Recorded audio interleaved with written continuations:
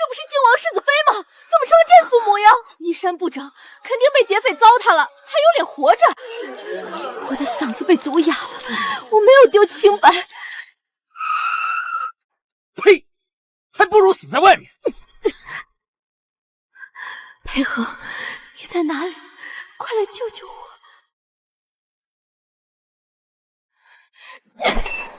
皇上重击无子，太后有意扶持王府，他搞出这档事儿，是想毁我们的大好前程吗？祖母，马车是靖王世子的，孙儿要替阿宁讨回公道。糊涂，嫌事不够大。余家还有二姑娘于庆楚，娶了她就当没于是这个人。好。大姐姐，你真糊涂，可惜那个男胎化作了一滩血水。丫鬟是我安排的，劫匪是我父亲找的，罪名扣给靖王世子。你这3天，世子一直陪着我呢。大姐姐，阿宁，你咎由自取，怎能迁怒庆楚？夫妻3年，换来一句咎由自取，休要啰嗦，刺匕首！若有来世，定要你们血债血偿！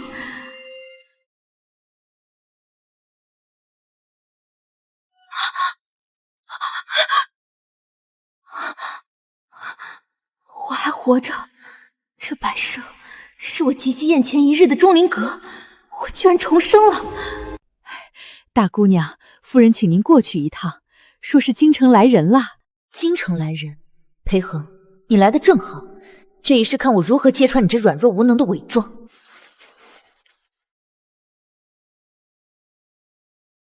于夫人，我对大姑娘只有兄妹之情，对二姑娘才是男女之情。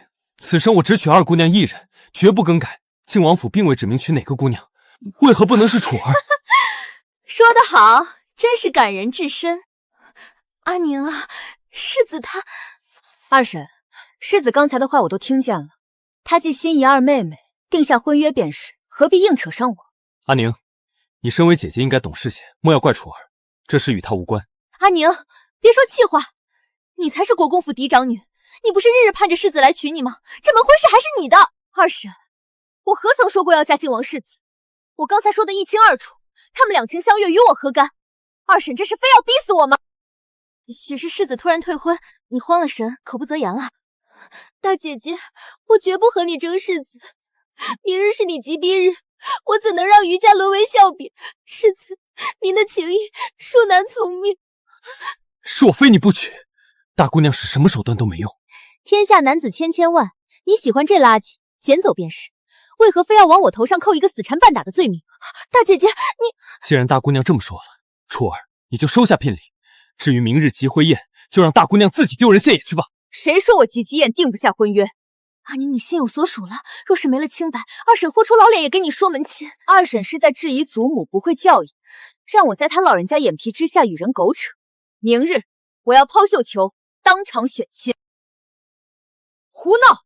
堂堂余家嫡长女抛绣球，传出去还以为我余家女儿没人要了。母亲息怒，既然阿宁不愿，我娘家有个侄儿与阿宁岁数相当，不如让他娶了阿宁。你那个打死丫鬟、残疾好色的侄儿，宋氏。二婶匆匆定下婚事，我无话可说。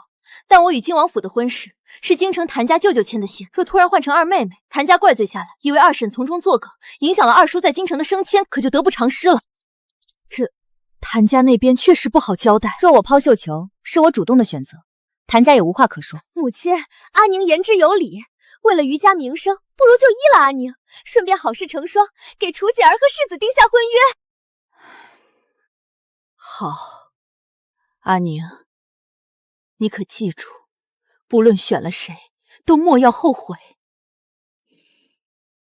祖母放心，我绝不后悔。姑娘怎么让我来这种烟花之地找景王世子？那可是个混世魔王啊！奴婢是姑娘派来的。姑娘说明日及笄宴抛绣球选夫，请世子务必抢下绣球。你确定找的是靖王世子裴玄，不是靖王世子裴恒？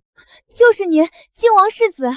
回去告诉你家姑娘，小爷一定到场，谁敢跟我抢，我弄死谁。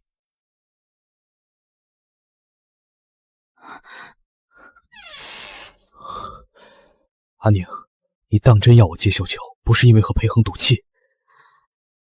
不是赌气，我信你。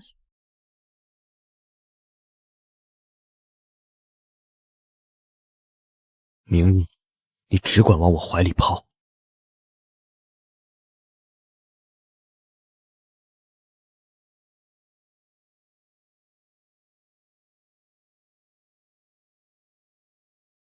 姑娘，奴婢刚才明明听见有男人说话的声音。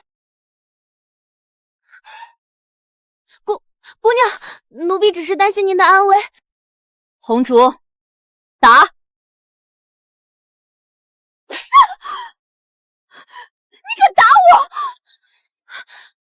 姑娘消消气，明日就是您的吉祭宴了，闹大了对您名声有损。我的话你们当耳旁风了？去把张管家给我叫来，立刻！这两个吃里扒外的东西，全部给我发卖！尤其是云香，空口白牙造谣主子清誉，迈入贱族。姑娘，我们跟了您这么多年，没有功劳也有苦劳啊！您为何要舍弃奴婢们？堵住嘴，拖出去！二婶知道你被世子退婚，心里难受，但也不能拿丫鬟撒气，一口气发卖4个贴身丫鬟，太任性了。二婶不问缘由就说我任性，云香污蔑我屋里藏野男人，难道不该卖？二婶在这大庭广众之下咄咄逼人，是想败坏我的名声。闭嘴！听说大姑娘今天要抛绣球，只要是个男的，接到就嫁。靖王世子不要的破鞋，谁敢要？你身为国公府嫡女，大可不必为了同我置气，如此作践自己。作践？你也配？诸位听好，今日只要接到绣球的男子，身无婚约，家中无妻妾，不论身份高低，我于志宁都嫁。说得好！天马，那是景王世子裴玄。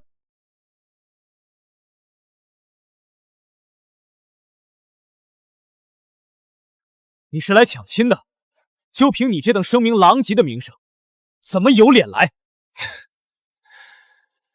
本世子如何，与你有何干系？你管好你的新欢就行了。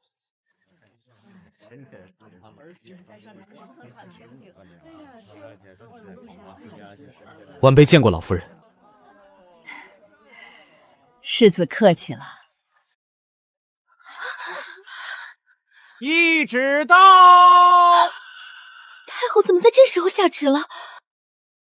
奉天承运，太后诏曰：余家嫡女之宁端庄贤惠，今日即逼，特赐封长宁郡主，赐良田100亩，黄金1万两。臣女谢太后恩典。郡主快起！太后听闻您今日抛绣球，特让奴才多等会儿，好带好消息回宫。不过是看在死去大嫂的面上罢了，有什么可得意的？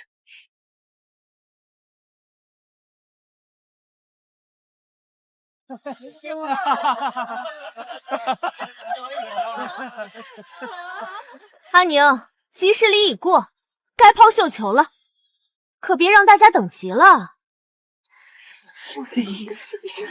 裴恒、宋氏，你们想看我的笑话，想把我随便塞给一个废物，今日我就让你们看看，什么才是真正的天作之合。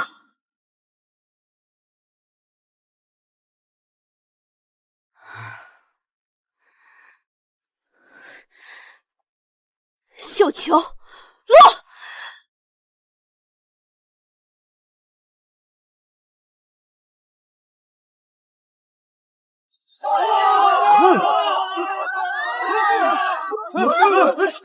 景世子怎能如此残暴？服不服？抢绣球各凭本事，技不如人就闭嘴。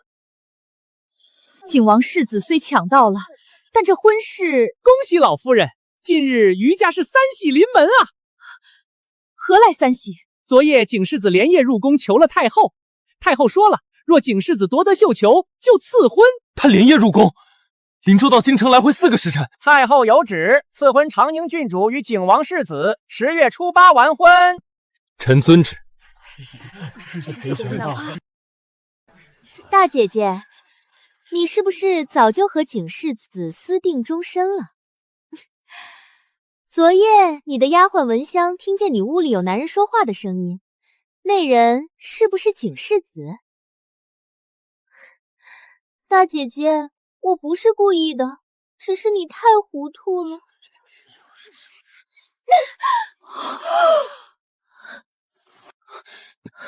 于之宁，你疯了，给楚儿赔罪！今日我急逼，你却当众污蔑长姐屋里藏男人，说我半夜有男人，证据呢？是丫鬟君香亲耳所听。君香可曾亲眼看见了人？没有。纵然如此，你也不该动手打人。他凭空污蔑，我教训有何不可？若能满嘴胡存，我是不是也可以说，你昨日突然退婚，是因为你们2人早已私下有染？胡说，我没有。于老夫人，长宁郡主的清白，岂容一个庶妹随意攀咬？于家必须要给谭家一个交代。谭大夫人，昨半夜阿宁闹脾气，发卖了4个丫鬟是事实。红烛，把人带上来。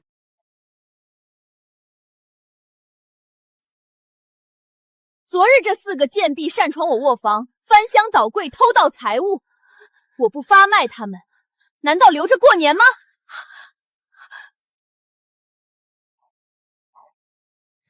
反倒是2审，我很好奇，证据没有，你今日和2妹妹一起在众目睽睽下污蔑我，你们母女安的什么心？阿宁，我们也是关心则乱，确实是我们不对。够了！于之宁，你顶撞长辈，动手打妹妹，罚你跪祠堂2日，抄家规100遍。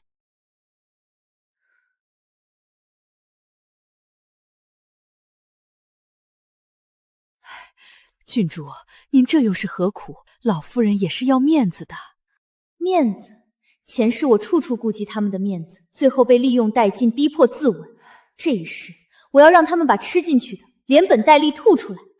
嬷嬷不必劝我，等到了京城，好戏才刚刚开始。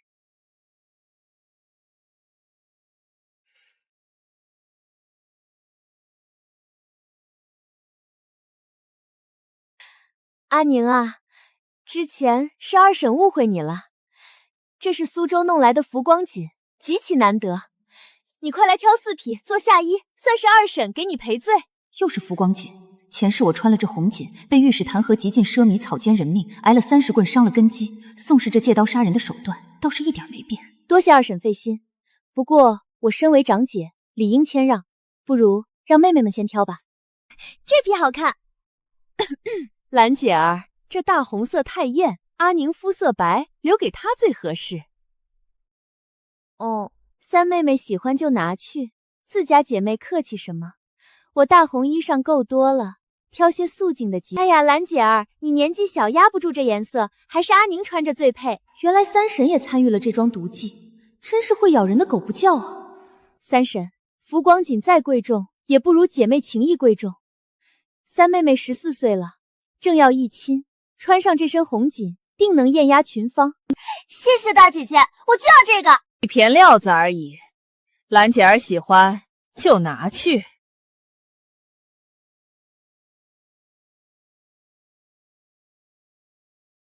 红烛1人不够，我需要提拔几个大丫鬟。郡主，奴婢愿自荐。冬芹、春芽、林妈妈、云深，从今天起，你们4个是大丫鬟。冬芹，你去正房把你们4人的卖身契从2婶那里要过来。奴婢遵命。郡主，贸然去要卖身契，2夫人肯定不高兴，这可是坏了规矩。告诉2婶，若是取不来，我亲自去正房请安讨要。主子说什么就是什么，胆敢惊扰郡主，找死！奴婢知错，求姑娘饶命。从今日起，若有人敢吃里扒外，绝不轻饶。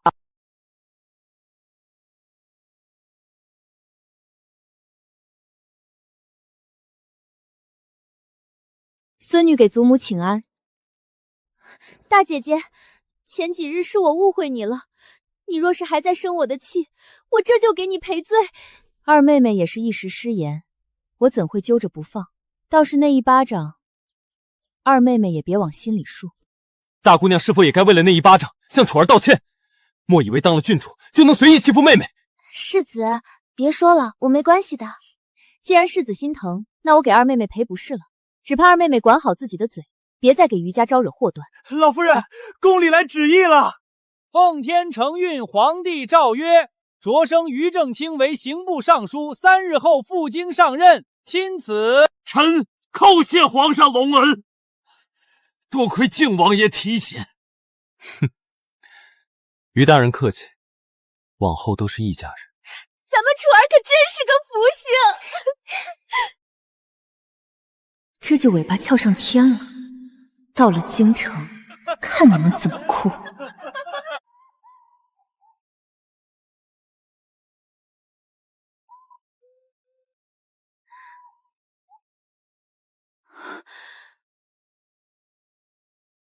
郡主，大夫人的库房不对劲，怎么回事？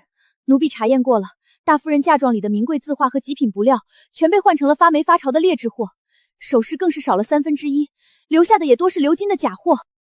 宋氏，你不仅要我的命，连我娘的嫁妆都不放过。冬琴，你去街上找几个信得过的叫花子和地皮，后天我们出发上京时，在城门口安排一出好戏。奴婢明白，保证让全京城都看一场大热闹。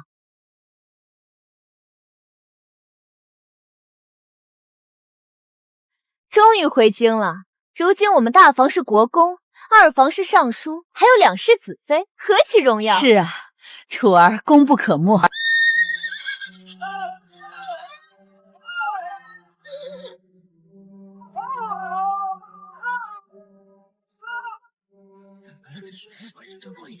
哟，这就是于尚书家的家当，怎么全是发霉的破布和烂药材啊？你看那字画全被重铸了，于家怎么带着一堆破烂上京？哎呀！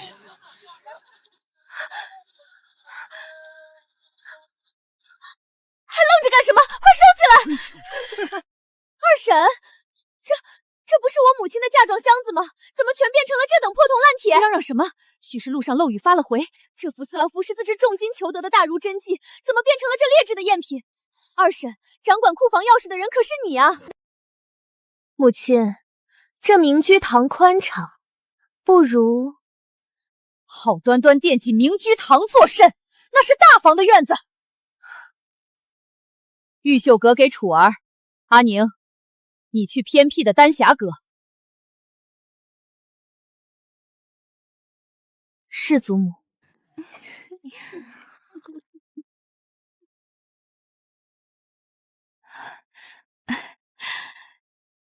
昌公公，公公大驾光临，可是宫里有何旨意？太后听闻长宁郡主入京受了惊吓，特命奴才来接郡主入宫。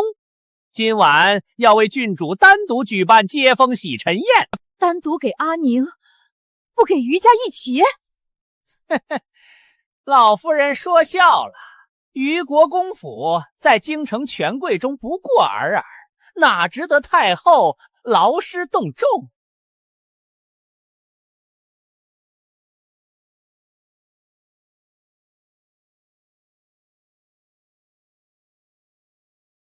哎呦，我的郡主哎，您身份这般尊贵，怎能亲自干这等粗活？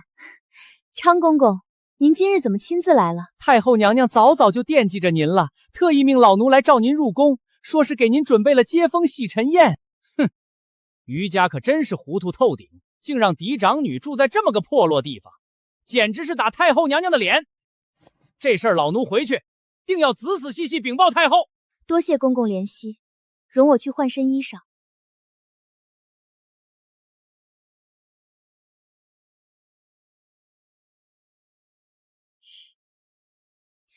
府上刚搬完家，还乱糟糟的。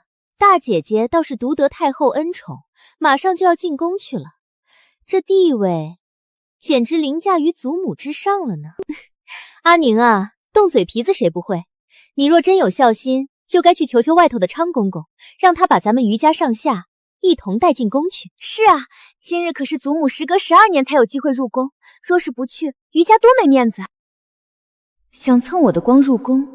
好啊，成全你们，就怕这接风宴你们吃不下。祖母，孙女这就求昌公公，祈求一同让余家入宫参加接风宴。昌公公答应回去禀报了。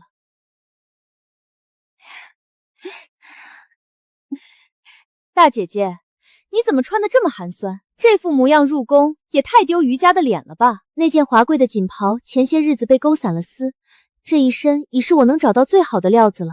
金钗实在配不上这旧衣裳，故而选了御饰。阿宁好歹也是嫡长女，你继管家，怎么不给她制新衣？母亲，您可是误会儿媳了。那苏绣锦缎明明是阿宁自己不要的呀。行了，别在宫门口丢人现眼。世子，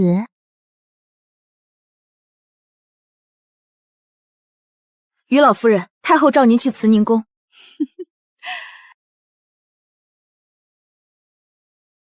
别以为有太后那点稀少的怜惜，就试图越过楚儿。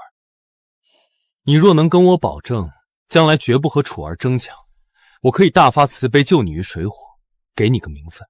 世子跑来纠缠，我只当你是后悔和二弟妹订婚了。若世子肯跪下来求我，我也瞧不上世子半分。你牙尖嘴利，不知所谓。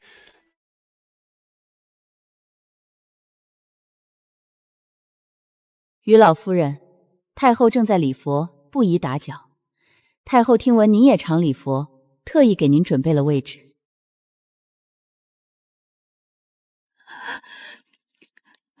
于老夫人，太后礼佛最忌讳被人打扰，您若乱动，太后可是会生气的。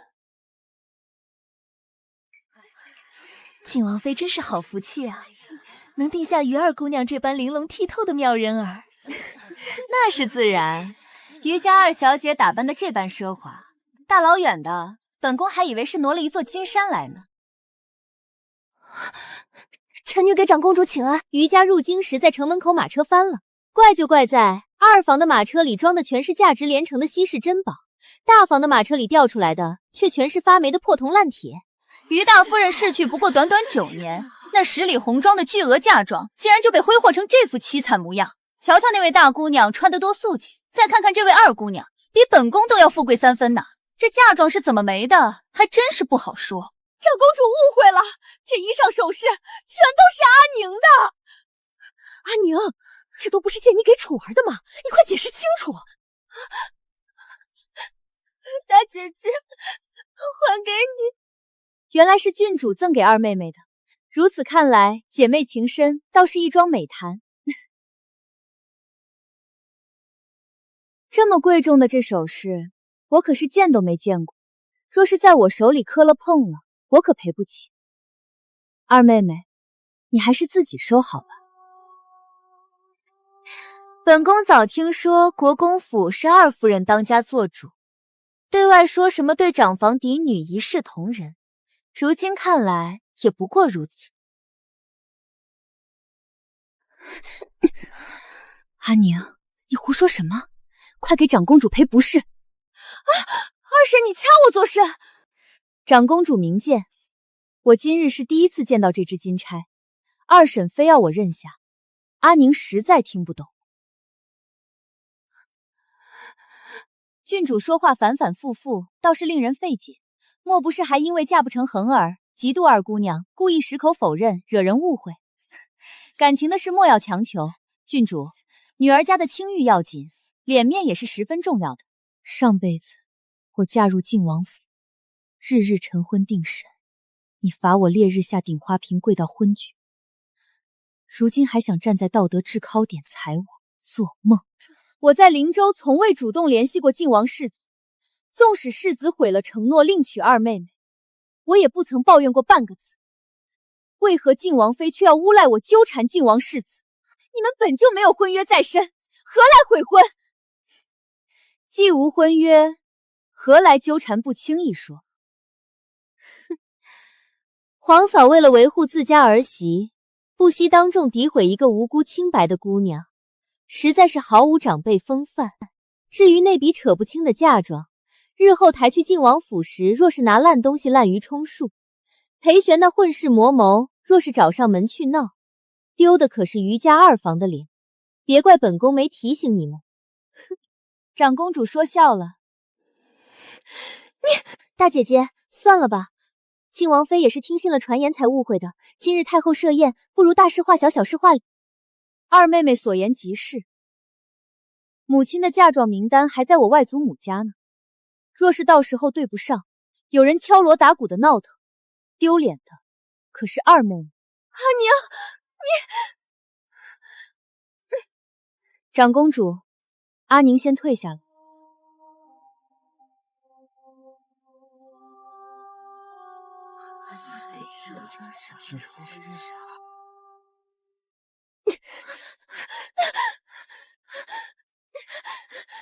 阿宁，你刚才竟敢和靖王妃顶撞，一会儿私底下必须去给靖王妃赔个不是。二婶还是先操心怎么把贪墨的嫁妆吐出来吧。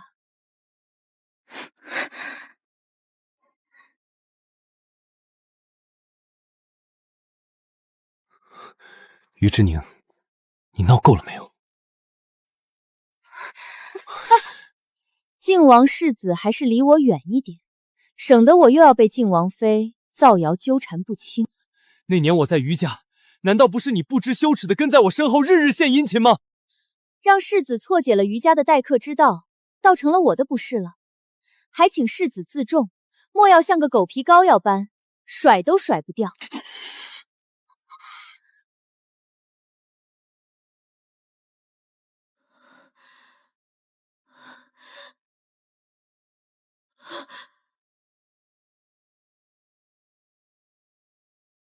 起来吧。太后，时辰不早了，该去荣宝宫了。太后明鉴，此事二房是不知情的，是阿宁主动退让婚事，非要抛绣球，世子才改娶了楚儿。哦，究竟是你先改娶，还是阿宁先说不嫁？是阿宁先要提抛绣球的。太后有所不知，是阿宁早就和景王世子暗中勾结，两人早有私情，他才提出抛绣球的。为了不让余家毁约，只能委屈楚儿代为履行婚约。真是死不悔改，到了太后面前还敢满嘴喷废，一派胡言！皇祖母，此事关乎郡主颜面，还是莫要追究了。皇祖母，孙儿来晚了。你这泼猴，去林州作甚？又为何求旨娶阿宁？有人说你俩早就暗中谋合呢。孙儿前去林州是为了寻一尊极品红珊瑚，至于抢绣球，纯属在酒楼打赌输了，愿赌服输才求旨刺亲，哪来的什么暗中谋合？简直是滑天下之大稽！污蔑你的清白，随便派个人去林州打听打听就知道。定下婚约前的那几日，裴恒日日陪着你逛林州，郎情妾意，甚至在你们余家住了足足5日，孤男寡女共处一府，难道不是事实？阿宁，你受委屈了，哀家今日定要给你一个公道。恒儿，你太让哀家失望了。皇祖母，于老夫人一直养着阿宁，应知阿宁秉性，不如老夫人说说，阿宁究竟是什么样的人？阿宁知书达理，温婉贤淑，最是懂规矩。母亲，这不是等于将污水泼给楚儿？多嘴！苏嬷嬷，放肆！太后问话，岂容你随意插嘴？不懂规矩！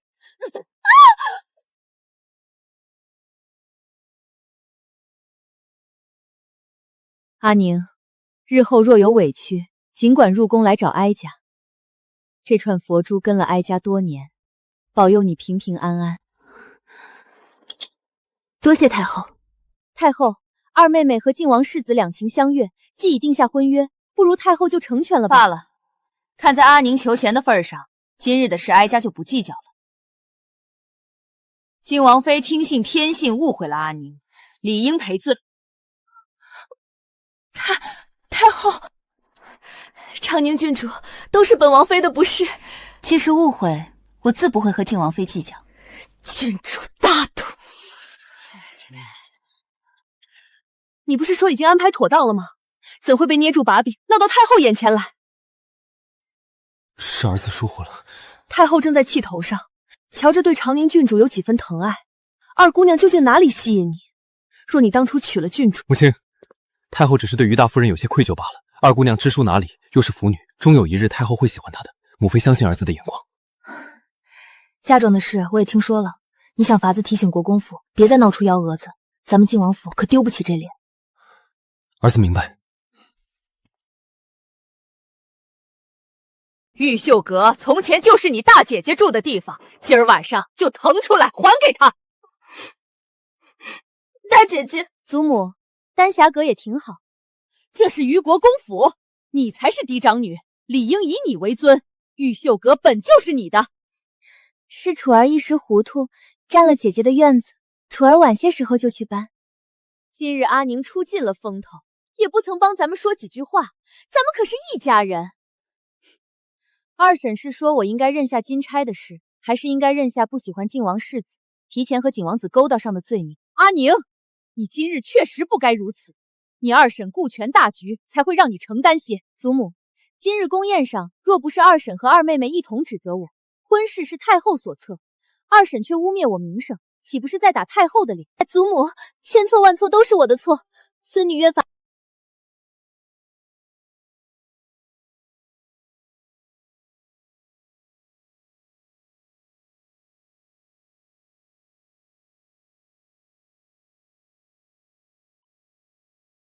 郡主，是奴婢没用，厨房的人说只有这个了。大姐姐若是想吃，我可以分点给你。祠堂里二妹妹荤素不忌，也不怕列祖列宗怪罪。外面的流言蜚语不可轻信，这些年于国公府可不曾亏待阿宁，如今大张旗鼓的查嫁妆，倒是让国公府寒心了。这不是担心被奴大欺主的算计了，才上门问问。毕竟现在全京城都在讨论这事儿。大舅母，府上刚搬家，还在整理，不如等我整理2日，再去谭家探望外祖母时亲自解释。也好，你外祖母听说你回来，甚是甜念，尽快去看看吧。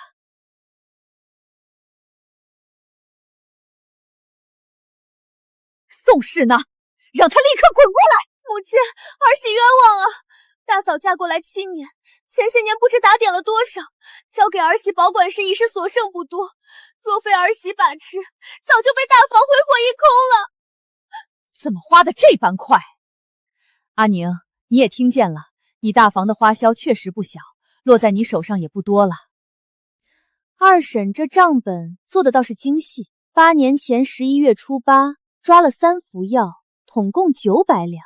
是啊，你母亲用的都是极珍稀的名贵药材。二婶莫不是忘了，我母亲去世已有9年，试问这8年前的药是烧给我母亲吃的吗？这许是记错了。当年大嫂的嫁妆是如何交到你手上的？一个子儿都不少的还回去！老爷，今日早朝靖王亲自提及嫁妆的事，现在全京城都盯着。阿宁不懂账，太后和谭家还不懂吗？我好不容易做到尚书之位，因为嫁妆已被弹劾，你让我的脸往哪儿搁？短缺40万两，二房占大头，出30万两银子，宫中出3万两，3家4房各出2万两，我从私房出3万两。母亲，二房如何能拿出30万两银子？你贪墨时可曾想过，今日砸锅卖铁也要凑齐？明儿上午之前，一分不少的送过来。趁着事情还未闹大，越快越好。老爷，靖王世子派人送了东西来，这么多，这是我家世子赠给二姑娘的见面礼，请于大人笑纳。先拿这笔钱填窟窿，保住国公府的名声要紧。这都是些什么东西？二夫人摆明了欺负人。冬琴，去厨房拿2块红豆卷来，多放些红豆。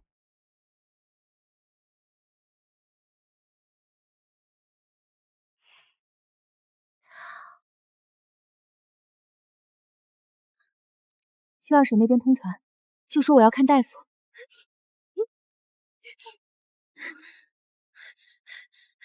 二夫人说郡主是水土不服，慢慢习惯就好了，不给请大夫。再去，就说我病得发烧了。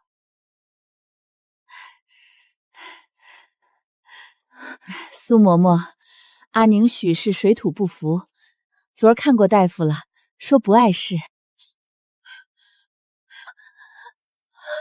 郡主怎么会这样？来人，传太医！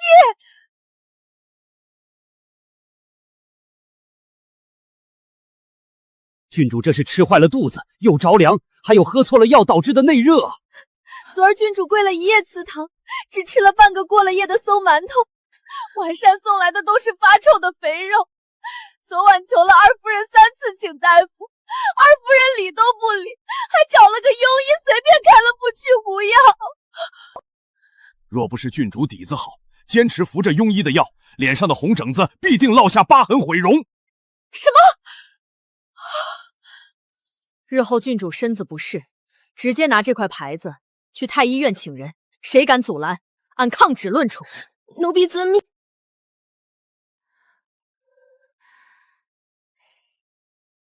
阿宁，祖母来了，孙女未能远迎，还请祖母恕罪。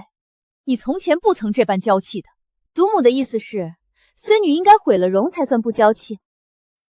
阿宁，刚回京就被你闹得鸡飞狗跳，你就不能让我们省省心？二婶，昨日为何刘嬷嬷许了二妹妹在祠堂吃荤腥，却拦下我的丫鬟只给发硬的馒头？晚膳为何全是馊的？昨夜红烛求了你3次，你为何不请大夫？你胡说！昨晚我忙着凑银票，丫鬟没说这么严重。够了！文月，去把刘嬷嬷拖出去，杖打20。母亲，楚姐儿在祠堂动荤腥，抄家规10遍，那个开错药的庸医，杖30，撵出府去。楚姐儿在祠堂动荤腥，抄家规10遍，那个开错药的庸医，杖30，撵出府去。从今日起，玉秀阁开个小厨房，不必去大厨房要饭食了。今日正好做个见证，把你母亲的嫁妆交代清楚。多谢祖母。老夫人，这账可不对。当年妹妹陪嫁60万两，所有药材都是谭家出的，怎么在二夫人账上每日吃药就花几百两？都这么多年了，我有些记不清了。哼，陪嫁的几10个盈利庄子，怎么全都不见入账？铺子许久无人打理，太后不善经营。旨到，传太后口谕，宣于老夫人即刻入宫觐见，不得延误。臣妇遵命。阿宁，于老夫人毕竟养了你10几年，别太得寸进尺。太后能宠你一时，不可能宠你一辈子。原来这才是舅母的目的。前世她就为了谭石林的婚事一次次逼我退让，如今又想拿我母亲的嫁妆做把柄，去威胁二房妥协。舅母也是为你好，闹大了到处得罪人。今日你发作了，就当是教训了二房。等明日我亲自去和二房聊聊。舅母说的是，那阿宁就听舅母的。这就对了，你有空多去谭家坐坐。郡主，大舅夫人怎么能擅自做主？那可是夫人留给您的东西。这事儿咱们不必操心，宋氏未必会答应，而且于庆楚也绝对不干。于之宁，枉费我娘对你这么好，你怎会背后捅刀子？我还没过门呢，就想塞个人进来跟我平起平坐。你说什么呢，二妹妹？我听不懂。于之宁，少在这装疯卖傻，分明是你故意看我不顺眼，塞个人来恶心我。笑话，谭家是百年望族，表姐若嫁给靖王世子，只会助力靖王府。我是未来景世子妃，我怎会帮你拉地利？那你还不快去劝劝你舅母，不知羞耻，怎会上杆子倒贴？你说什么就是什么，舅母对我极好，我怎会听你挑拨？于二姑娘，别再造谣生事，坏了我女儿名声。我明明亲耳听闻，怎会有假？这谭家的女儿是嫁不出去了吗？倒贴世子，想得美！舅母，亏得您人善，要我不计前嫌，别计较了。您看看，二房却欺负到您头上来了。阿宁，你放心，你的嫁妆一分都不能少。阿宁的婚事是谭家老太爷当初和靖王定下的，你们欺辱阿宁，全然没把谭家放在眼里。婚事作罢，可这嫁妆铺子10年的收益必须弄清楚。不过是几句玩笑话，谭大夫人何必胡搅蛮缠？就是，这事儿要是传出去，谭姑娘可不好再嫁了，孰轻孰重，谭大夫人可要考虑清楚。舅母在二婶院子里闲聊几句罢了，无凭无据的。二婶为何要诋毁舅母？除了丫鬟，可还有人证。阿宁，你怎可胳膊肘往外拐？二婶管家，但越不过祖母。我听祖母的。今日祖母若说不计较，我从今往后只字不提。哎呀，阿宁，好，就依你的话，咱们即刻去松竹堂。母亲，谭家太过分了，您可要公平做主啊！昨日交出的银票已是二房极限，若再拿铺子收益，二房要砸锅卖铁了。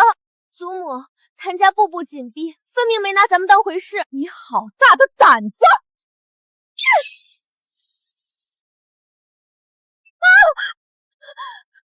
都给我闭嘴！母亲，虞国公府才回京4日，因为嫁妆闹得沸沸扬扬，是你管家不力。宋氏、谭氏当年的嫁妆铺子，按照每年收成，一个铜板都不许少。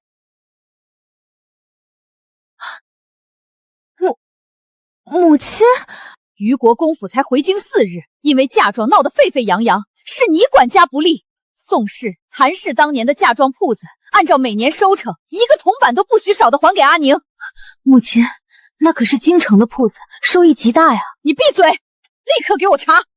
从谭氏死的那年算起，若你没有银子，就休书去宋家，借也好，抢也罢，今日必须把账算清。这怎么可能？文月，立刻把所有铺子契约拿出来。是，老夫人。老夫人，10年收益合计67320两。文月，凑个整，去库房取7万两银票交给阿宁。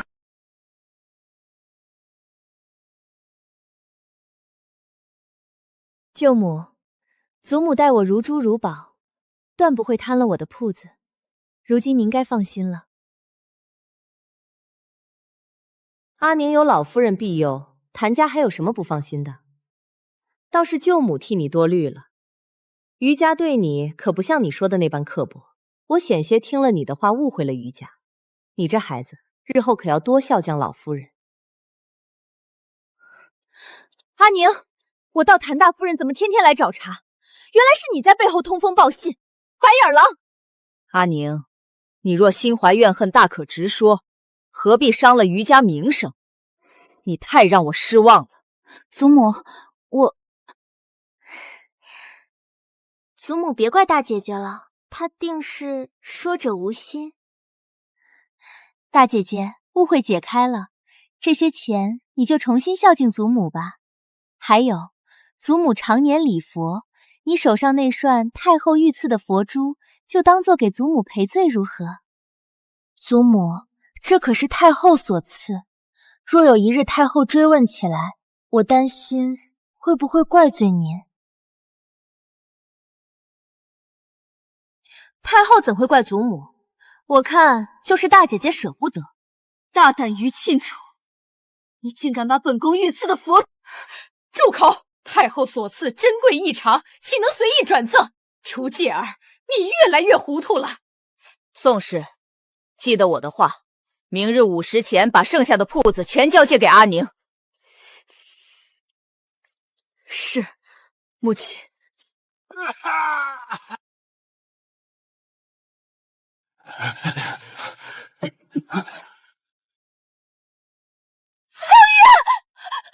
爷，你怎么会被打成这样啊？蠢货，都是你惹的祸！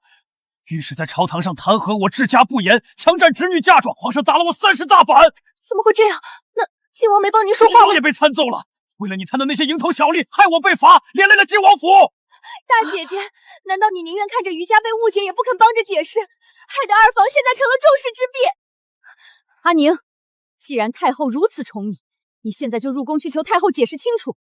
余国公府的名声绝不能毁在你手里。既然二妹妹非要我入宫求太后，孙女恳请祖母陪同。孙女嘴笨，怕一时着急说错话，引来更大的误会。不妥，绝不妥当！皇上刚罚了你二叔，再去求太后下旨，皇上的脸面往哪儿搁？可是祖母……闭嘴！这种小事无必劳烦太后。阿宁，你即刻去一趟谭家，让谭大人在早朝解释即可。快去！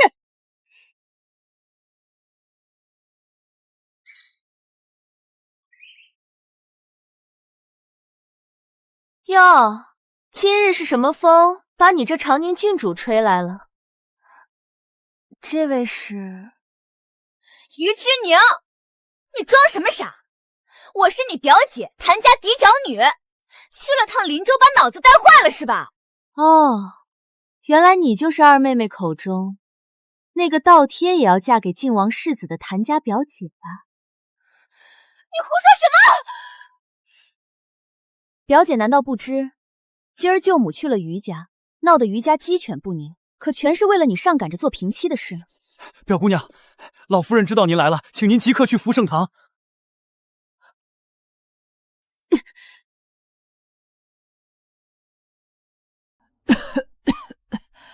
阿宁呢？怎么还没来？母亲，阿宁这丫头也是的，回来好几日了也不来看你，着实没良心。夫人，表姑娘来了。这世上除了太后，只有外祖母是真心疼我。阿宁给外祖母请安。阿宁，真的是阿宁，回来了就好，回来了就好啊！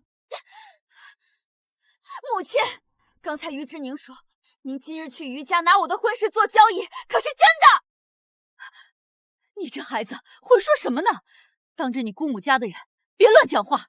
姑母都死了10几年了，余家和咱们没有半点关系，余家就没一个好东西。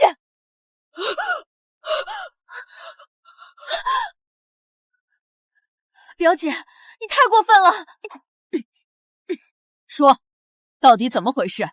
让你去帮阿宁要嫁妆，怎么扯上林姐儿的婚事？是余家拿不出钱了，儿媳就商议能不能用婚事做抵押。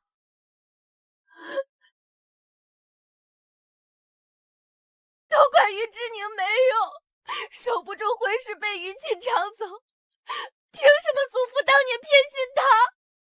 这婚事本该是我的。阿宁自幼丧母，已是艰难，你身为舅母不护着，竟拿着她的嫁妆做法子，把脸面送给余家人踩踏。难不成天底下的男人都死绝了，非要倒贴嫁给晋王世子？滚！都给我滚出去！阿宁，你受委屈了。阿宁不委屈，阿宁有外祖母疼爱，有太后庇佑，找回了嫁妆，还落定了好婚事，怎么会委屈？老夫人，宫里派苏嬷嬷来请您，让您即刻入宫。入宫？太后怎会突然召见我？二夫人的铺子收益，可曾全部给了阿宁？回老夫人，二夫人称病了，未曾给，说是手头紧，还要再凑。蠢货！走，去她院里。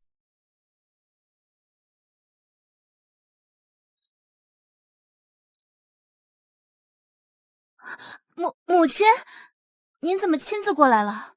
拿笔墨来，给阿宁打个欠条。我即刻派人送去宋家，尽快给你凑银子还清嫁妆。朝堂上谭尚书不是已经替咱们余家解释过了吗？你又何必苦苦相逼？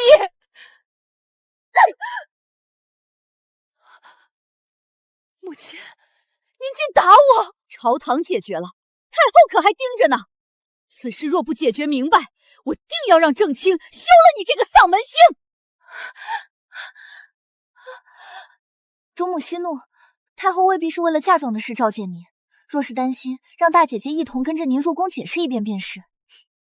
若是苏嬷嬷亲自来查账本，这欺骗太后的罪名，你以为余家承担得起吗？楚姐儿，你母亲是个拎不清的，你可别犯糊涂，惹了太后不高兴，你嫁入靖王府也不会顺利。太后如今看的是脸面，余家若再阳奉阴违，能有什么好下场？母亲，别犹豫了，先将我的那些嫁妆拿出来填补，把铺子还给大姐姐，千万不能得罪太后。楚儿，那可是你出嫁的底气啊！哼，还不快去办！我努力这么多年，就什么都不剩下了。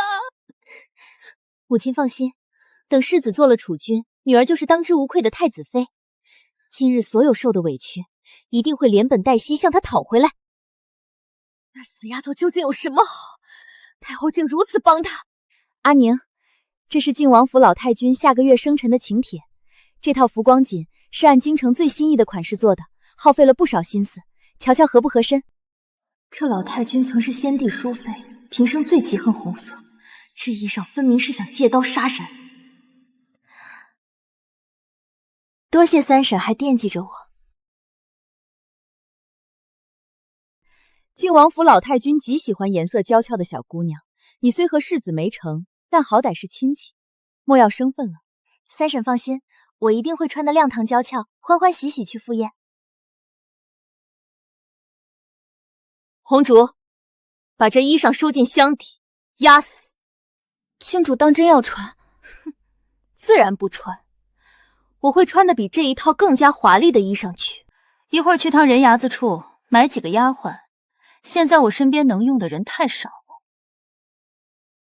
奴婢明白，定会找几个会拳脚功夫、懂医理且忠心的人。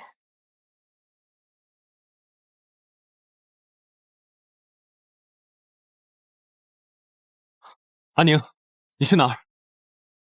我去哪儿与世子毫不相干。另外，世子还是唤我郡主吧，省得被人误会，毁我清誉。你可是还在生我气？我们虽做不成夫妻，但可以做兄妹，情分终是还在的。让开！好狗不挡道！世子，世子，父亲在大堂等您许久了。阿宁，先回府，我还有要紧话跟你说。众目睽睽之下，靖王世子如此不知羞耻地纠缠我这个未来的大姨姐，意欲何为？阿宁，你怎么变得如此不知礼数，简直不可理喻！大姐姐好自为之。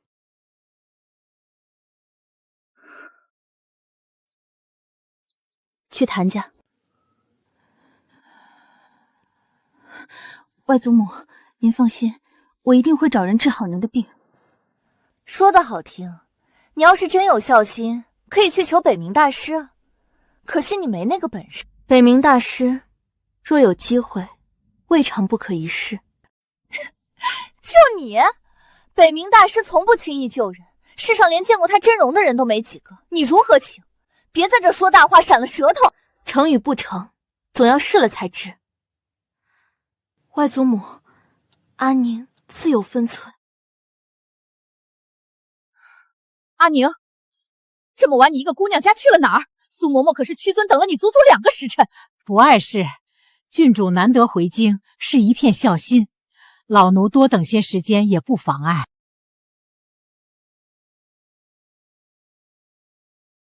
老奴是来请明儿早上郡主入宫的，今夜就在郡主院子上打搅了。郡主，当年太后也是不得已，出入后宫，地位不稳，不得已将您送去余家。现在太后已能掌控全局，才敢将余家调回京城。嬷嬷，我知太后入宫时种种不易，我怎会怪罪？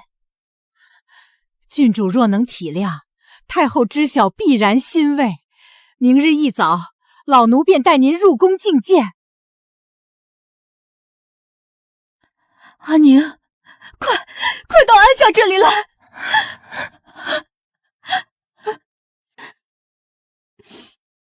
是哀家对不住你，让你受了这么多年委屈。往后，哀家定会用这天下最好的东西补偿你。娘亲，在这世上，唯有母亲、娘亲和外祖母对阿宁极好。阿宁不求富贵，只求娘亲和外祖母平平安安。好孩子，真是哀家的好孩子，哀家记下了。娘亲，外祖母腿脚不便，阿宁只想让外祖母有生之年能站起来。不知娘亲可认识北冥大师？此事包在哀家身上，哀家定为你寻来。你母亲谭氏去得早，可怜见的。哀家还记得与她在闺阁时的场景，一晃竟这么多年了。宣李家郡主觐见。你就是长宁妹妹吧？怪不得太后这般夸你懂事又漂亮。今日一见，果真如此。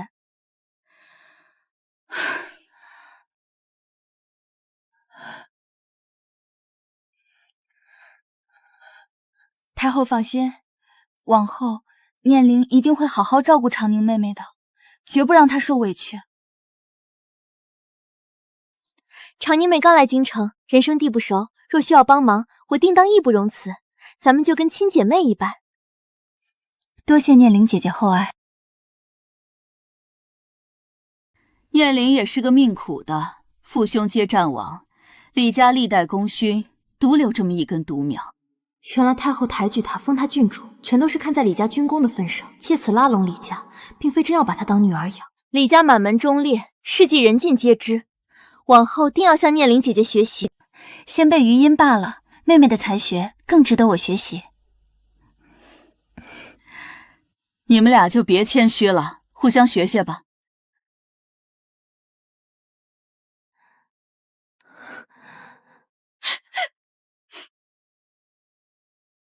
阿宁，可是你在太后面前进了谗言，不许给靖王世子和楚姐儿赐婚。大姐姐，世子当初改娶我非我所愿，你怎能如此嫉恨，故意阻拦我的大好姻缘？二妹妹这话从何听来？我算上今日统共才见过太后2次，我一个初来乍到的孤女，哪来这么大的通天本事左右太后的决定？这是世子亲口说的，他接连3次求旨都被太后压下，说有人从中作梗。谭家若是说话这么好用，太后早就给谭家表姐和靖王世子赐婚了，还轮得到你在这哭天抢地？阿宁说的对，谭老夫人瘸腿10几年，连门都不出。谭大人清流之身，岂会去后宫嚼舌根？分明是你这个蠢妇胡乱攀咬。那就算不是阿宁，阿宁也该为了楚姐儿的婚事，去太后面前求个情啊！我只是个同辈姐姐，不是你们的父母长辈，贸然去太后面前求赐婚，不知道的还以为我国公府嫡女有多恨嫁，这脸我可丢不起。丢不起脸？你从灵州回来，一个女儿家左一趟右一趟跑出去，怎么丢得起呢？成，我日后就在屋子里。红烛，去将3婶送来的靖王府请帖退回去。阿宁，是2婶误会你了，你日后入宫，带着楚姐儿一同前往，帮着说些好话。母亲说的对，大姐姐向来心疼我，当然不会拒绝的。行啊，只盼妹妹日后别后悔。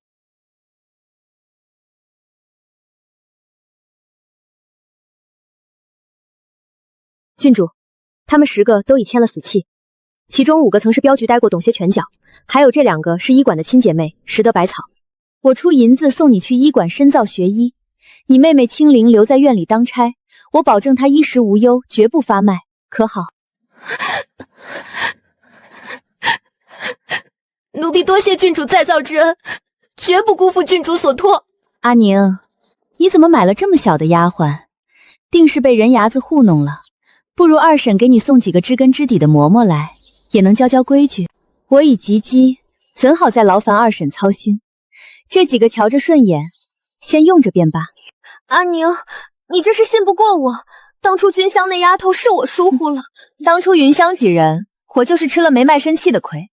这些人签的都是死契，2婶送来的人既无死契，怎会听我的话？阿宁果真长大了，看来是我多虑了。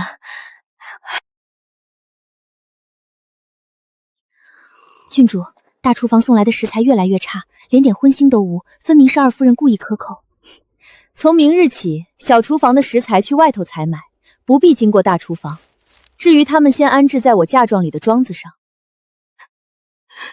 奴婢多谢郡主大恩。大姐姐，我如今也是圣旨赐婚的准世子妃了，世子对我专情，宁死也不肯娶你。不过你放心，日后我若发达了，必不会忘记提携姐姐的。那恭喜你了。长宁郡主，多谢郡主，太后真的请来了北冥大师，我家大人请您速速去谭家一趟。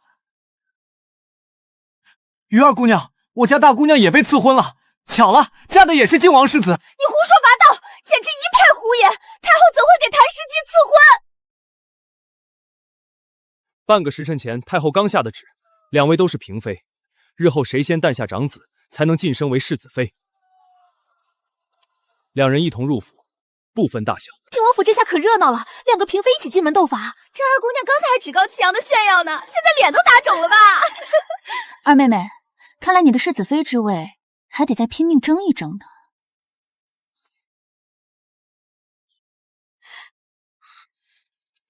于之宁，是你替谭氏灵求的赐婚旨意，对不对？大姐姐已经记恨我至此，为了让我不痛快，强行将谭氏令塞过来，我一直拿你当亲姐妹啊！楚儿，别哭，不管太后塞过来多少人，我心里始终只有你一人，世子妃的位置只能是你。太后赐婚我并不知情，而且我要是有心替谭表姐求情，她就不会只落得个嫔妃了。你害了谭氏然一辈子独守空闺。谭表姐若出嫁，必定十里红妆。二妹妹既是嫔妃，可别被比了下去。毕竟二婶现在的窟窿还大着呢。楚儿放心，我是绝不会让你被比下去的。我会为你准备一份丰厚嫁妆撑场面。于之宁，太后不过看在王母情分上宠你，待用尽了那点情分后，你就什么都不是。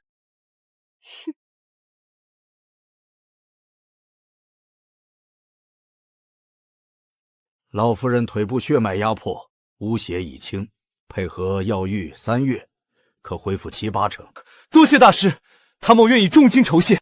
谭尚书言重了，今日我来是受人之托。受人之托？昨日太后召见，我才知晓，郡主的母亲多年前曾救过我性命，今日救老夫人，算是一报还一报。往后每个月初1，我都会来施针。告辞。阿宁啊，你可真是有福气，一回京就能治好你外祖母的腿。太后赏赐到。太后听闻谭老夫人抱恙，特令老奴送来玉如意和补药。劳太后挂心了，不知这北冥大师和靖王府又是太后偶然提及，才知于大夫人曾救过北冥大师，恰逢靖王入宫请缨，得知此事，便想着和谭家结个善缘，主动替世子求娶了谭大姑娘。原来是靖王亲自求娶，这可是天大的颜面。正是，老奴话已传到，这便回宫了。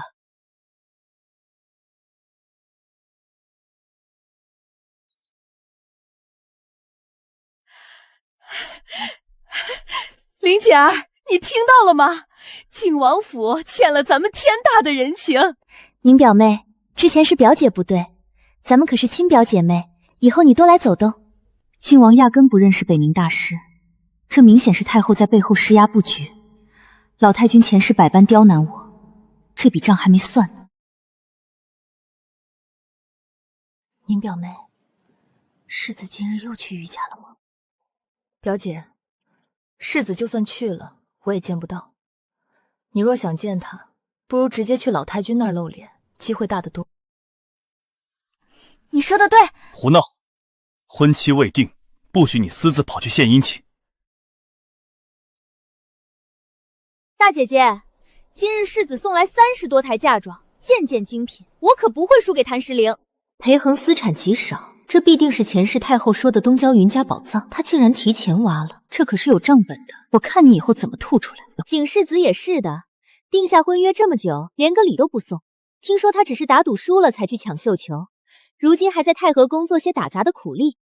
二妹妹好福气。不过景世子日日都在太和宫帮皇上批阅奏折，哪有闲工夫像靖王世子这般到处乱逛？胸无点墨的废物，就算强行扶上去，也终有露馅的一天。给老夫人请安。又去谭家了？阿宁好不容易回京，自然往谭家跑勤快些。咱们余家养了他10几年，也抵不过人家1年送一回东西。二婶说笑了，今日外祖母的腿幸得北冥大师亲自施针，我自然要去看看。北冥大师？怎么可能？多少人花万金都请不到。是你找的人？祖母误会了。昨日靖王入宫，为了求北冥大师出手相救老太君，亲自替世子求娶了谭家表姐。北冥大师看在谭家与我母亲的渊源上，这才答应出手。世子，这是真的吗？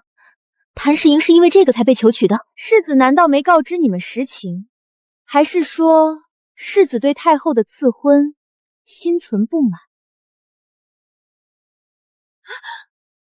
这怎么行？北冥大师怎么看在楚姐儿的面子上出手？二婶这话，不如让世子回靖王府问明白。就是不知道谭家若知晓世子厚此薄彼，把私产都贴补给了嫔妃，会不会告到太后那里去？世子，王爷备了厚礼，命您即刻去谭家探望谭老夫人，绝不可怠慢。阿宁，你也跟着去一趟。北冥大师成了你母亲的情，这功劳自然得落在咱们余家头上。哼，绝不能让谭世莹抢了风头，这人情必须算在二房头上。夜深路重，我跟你一块儿去。这是太后牵线，靖王求娶，我若去揽功劳，惹怒了太后怎么办？少拿太后压人！祖母都发话了，你敢不听？大姐姐为何不早将实情告知家里？你心里到底有没有余家？你不是有世子独宠吗？这30多台嫁妆不是实打实的吗？你就是嫉妒！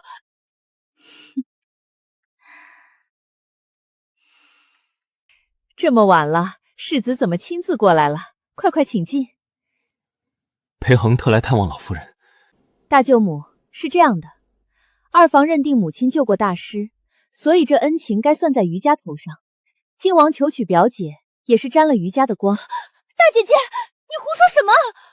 好啊，这么说，靖王府是觉得我谭家占了便宜，打算悔婚了。大夫人息怒，我绝无此意。够了，我谭家姑娘也不是非嫁不可。既然世子无心，明日我便进宫求太后退婚。大师救不救老太君，可不是我谭家能做主的。谭大夫人，大姐姐母亲也是我大伯母，我们是一家人。你算什么东西？八竿子打不着的亲戚，也敢来我谭家厚脸皮蹭恩情？阿宁和靖王府早就退婚了，你个强占阿宁婚约的贼，还敢上门耀武扬威！大姐姐，是你因为世子没娶你，故意挑拨谭大夫人，想让大师不救老太君，你好狠的心！闭嘴！我家阿宁乖巧懂事，岂容你这小贱人攀咬？明日我定要进宫，到太后面前讨个公道，看看靖王府的规矩到底在哪里。大夫人息怒，今日全是误会，看在我的薄面上，切勿将事情闹大。于志颖，世子深夜造访，有何贵干？今天白天是我错怪你了，我以为是你在太后面前作梗，故意气我。你气性倒大，可惜我眼里容不得沙子，你终究比不得楚儿冰清玉洁。祖母，大姐姐故意挑拨，害孙女被谭大夫人好生羞辱，险些就被乱棍打出来了。母亲您看，阿宁就是养不熟的白眼狼。这孽障，把他给我叫来！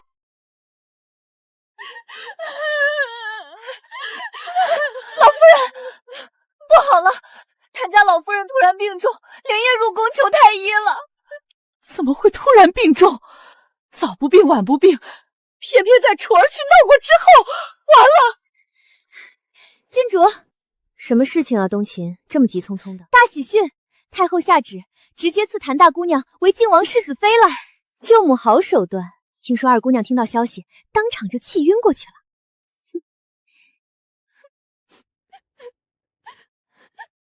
大姐姐，你快进宫求太后撤回旨意，凭什么她压我一头？懿旨已下，昭告天下，我凭什么能让太后收回成命？自己惹的祸，自己受着。罢了，楚儿，你早日生下嫡长子，也未必会被压着。郡主，出事了！北冥大师突然反悔，不肯给我祖母治病了。你去求求大师，只有你能帮我了。我算什么东西，也配帮世子？只要你开口，北冥大师一定会救人。只要你开口，北冥大师一定会救人。大姐姐，救人一命胜造7级浮屠，你不可见死不救啊！还不快答应了世子？哼，我与你无亲无故，为何要帮你？长宁郡主，你若是愿意，我靖王府愿意赠万金补偿。你要如何才肯救？既是救人，也不是不可，只要靖王府有诚意。世子替我母亲在寺里抄写经书祈福3年，是不是疯了？你这是故意为难世子。你当真不愿？世子不仁不孝，怪我做甚？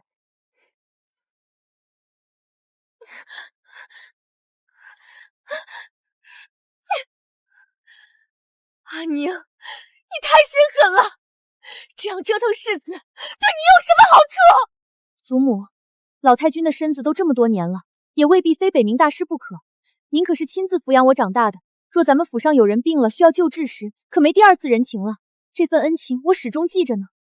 阿宁，你果真是这么想的？可老太君身份尊贵，咱们得罪不起啊！若北冥大师这么好求，老太君也不至于10几年都没求大师出手，谭家也不会等了这么多年。小小余家还敢不肯帮忙？真以为有太后几分照护，就能在京城无法无天？祖母息怒，事后我再去劝劝。那丫头提了什么要求？她要我在寺里替她母亲祈福3年。她竟敢提出这么荒谬的要求，反了天了！多亏没娶她这个祸害，我倒要看看得罪了靖王府，她能有什么好果子吃。京城马上要办各种宴会了，见死不救的消息传出去，看谁家敢邀她上门。阿宁，你也太上不了台面了，怎能如此要求？你不过是仗着有太后宠爱，怎敢如此作践世子？你现在立马就给我去求北冥大师出手！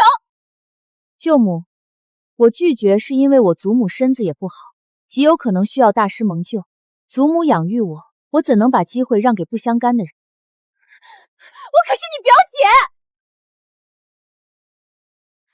你先求大师，日后于老夫人若有需要，再想法子就是了。况且靖王妃已经去了余家，于老夫人肯定会同意的。果然是调虎离山，靖王妃去余家逼祖母了。哼，谭表姐，你确定要让我去找北冥大师？少啰嗦了，快去，我跟你一块儿去。祖母，阿宁，哀家倒是不明白了，你们余家靖王府究竟意欲何为？一点小事闹得满城皆知，给哀家查。召裴恒入宫。太后，是我一时糊涂去打扰了郡主，救人心切，和恒儿无关。表姐，可还要求情？不必了。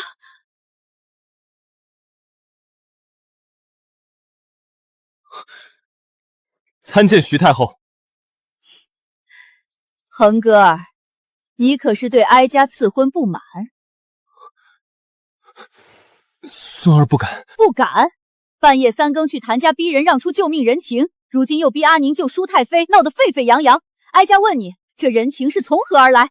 是已故于大夫人对北冥大师的救命之恩。这人情既是于大夫人的，你占用人情，在寺里祈福3年相抵，有何不可？召靖王妃和于老夫人入宫。靖王妃，哀家命恒儿在寺里祈福3年，让宁儿求大师出手相救，可好？太后，不关恒儿的事，我愿意替恒儿上山祈福3。阿宁一片孝心，留着人情给自家人用，你们不仅不感恩，反而处处逼迫。靖王妃好手段，逼迫不成反造谣，任由污水泼在阿宁头上。冤枉啊，太后，此事我真的不知情。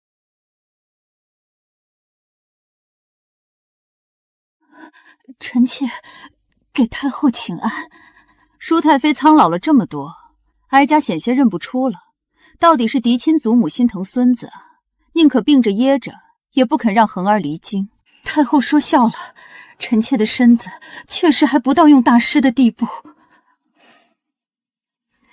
阿宁，你是个有孝心的好孩子，今日先回去吧，哀家会给你一个交代。不过是个没有父母庇佑的孩子，你们竟日日折腾，只许一次。若再让哀家知晓靖王府做这些上不得台面的事，绝不轻饶。兴许是有误会，事到如今还敢狡辩？1日之内，若让哀家知晓京城再传阿宁见死不救的消息，这京城你们也别待了。你既心疼你祖母，为何刚才不帮着说几句软话？我若求情，岂不是在打太后的脸？倒是舒太妃明知求情后果，为何在此挑拨我与祖母，调虎离山，诓骗我祖母，白白受你们牵连，伶牙俐齿，四处招敌。我倒要看看你能狂妄多久！阿宁，你对靖王府有气便罢了，可我是你祖母，你怎么这般冷漠无情，眼睁睁看我受罚？那徐太后不过是仗着身份，竟敢在慈宁宫让我等下跪，我一把年纪还要去受这份折辱。母亲消消气，气坏了身子可不值当。太后就是故意偏袒那于之宁。咱们这次确实操之过足了，太后正在兴头上，不宜正面横碰。为今之计，还是先平息外头对于之宁的那些流言。母亲放心，还有不到半个月就是您的大寿，儿媳已派人给京城各府打过招呼，这几个月绝不会有人给于之银下请帖。没有宴会请帖，她在京城贵女圈就成了笑话，太后也挑不出咱们的错。好，就让她知道，这京城到底是谁说了算。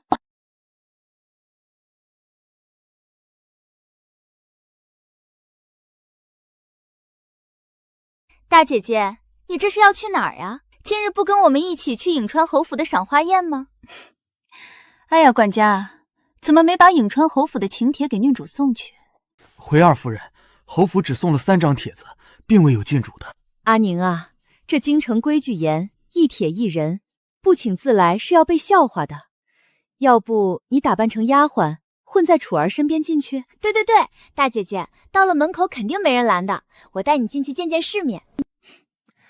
天色不早了，二婶要是再不走，可就要迟到了。大姐姐，下次我再带你去啊。京城家家都在办宴会，为何偏偏没人邀你？这都10日了，你连个帖子都没见过，莫不是靖王府在暗中使绊子？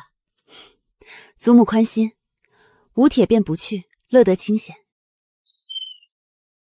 祖母，今日张府真是热闹，孙女特意买了京城最贵的墨香坊点心孝敬您。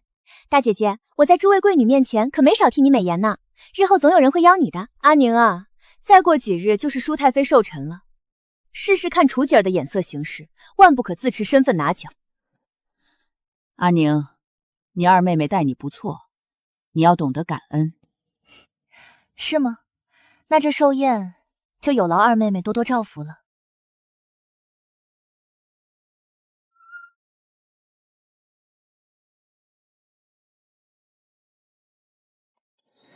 郡主，这是太后连夜命人赶制的月锦缎，素雅端庄，正配您今日的妆容。不行，这一身白去参加寿宴，多不吉利。大姐姐，二婶送的这件红色浮光锦多么喜庆，舒太妃最喜欢喜庆颜色。太后赐的衣裳，日后有的是机会穿。你初次赴宴，必须艳压群芳啊！可是，两位妹妹说的有理，既然这浮光锦是二婶的心意，那我便穿这件。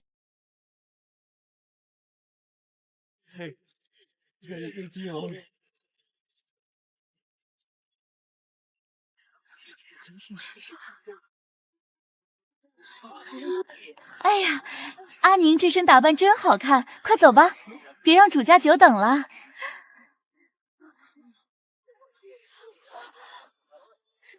听说你教长公主，这衣料怎么这么眼熟？阿宁，你身上……三婶好眼力，长公主身上那件便是三婶送我的那匹浮光锦。什么？你怎么敢？阿宁啊，本宫许久都没见过这么漂亮的颜色了，你这衣裳改的真合本宫的心意。长公主喜欢就好。之前三婶送的衣裳不合身，我去制衣阁久改，恰好遇见长公主，便借花献佛了。至于我这一身，不过是普通的枫叶红罢了，远比不得浮光锦。怎么会这样？二妹妹脸色怎么这么难看？难道是舍不得这件浮光锦？不是，我只是惊讶。怎么，余家二姑娘对本宫收了这衣裳有意见？臣女不敢。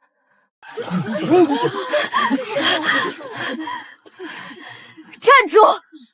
你身上穿的是10几条人命！啊！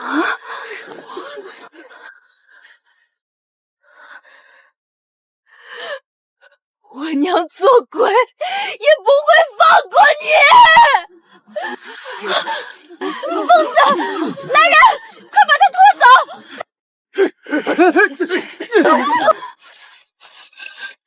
大家评评理！我娘被抓去绣了整整1个月浮光锦，活活累死！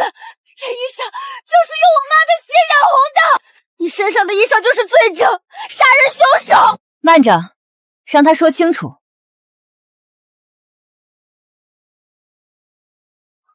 长公主，这姑娘8成是个失心疯。大姐姐，这浮光锦是你送给长公主的，是不是你惹来的仇家？对，阿宁，你这孩子怎么回事？为了讨好长公主，竟然做出这等残忍之事！是你，原来是你害了我娘！你这个毒妇！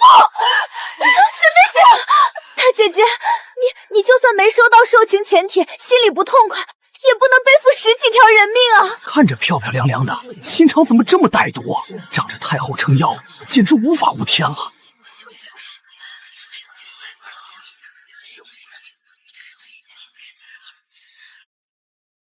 放肆！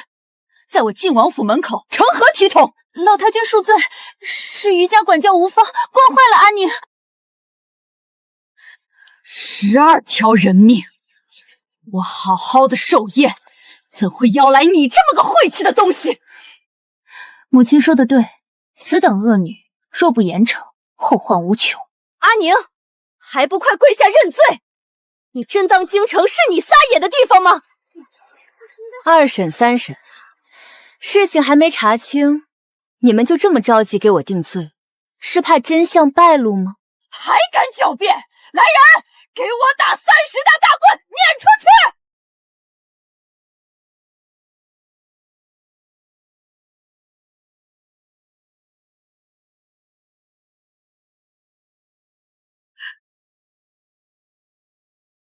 慢着！只凭一面之词就要当众动刑，草菅人命吗？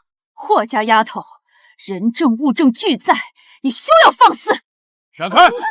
谁报的官？报官？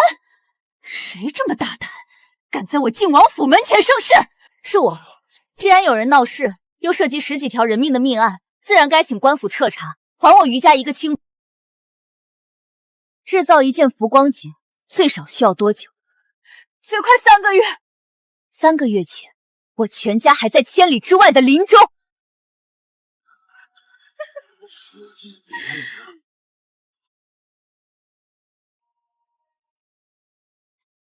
是你派贴身丫鬟暗中去苏州办的。哪个丫鬟？何时去的？二审拿不出证据，就是空口污蔑。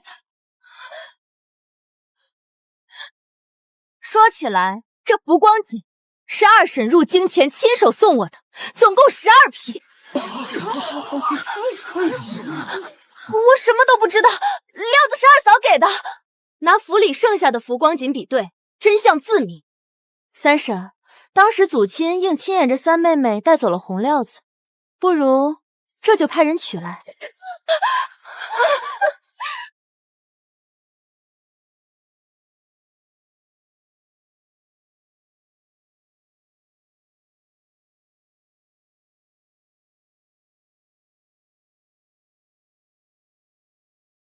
文理、色泽、质地，分毫不差。这就是同一匹浮光锦。你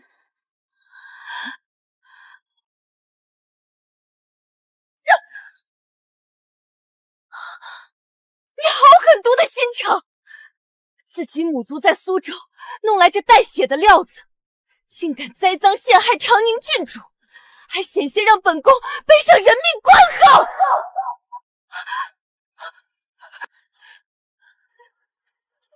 不，长公主明鉴，我不知情啊！许是我误打误撞买到的，是于之宁，是他早就看出料子有问题，故意不滴，只拿去外面裁缝铺修改的。二夫人还要狡辩到何时？前几日太后命我家大人去于府为郡主诊治，郡主竟是被你们为了搜食导致高烧，府里下人全被你们二房把持，秀娘根本不听使唤，郡主怎能不去外面赶医？竟给郡主吃馊食，这二房的心肠也太黑了。表面装的母慈子孝，背地里全是下作手段。大人，人证物证俱在，这12条人命的血债，就拜托大人彻查到底了。来人，将这秀娘和物证带回衙门，本官定会上报朝廷，查个水落石出。老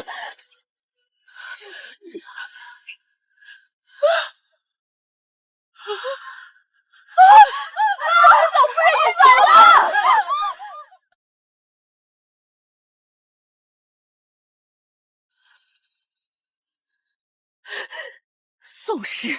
宋氏那个蠢妇呢？回老夫人，二夫人说身子不适，二姑娘正伺候着，她在屋里歇息呢。休息？她把咱们余家的脸面都丢到靖王府门口了，还有脸休息？即刻带人去，把宋氏和那个不争气的二丫头给我带来，就是抬也得给我抬过来！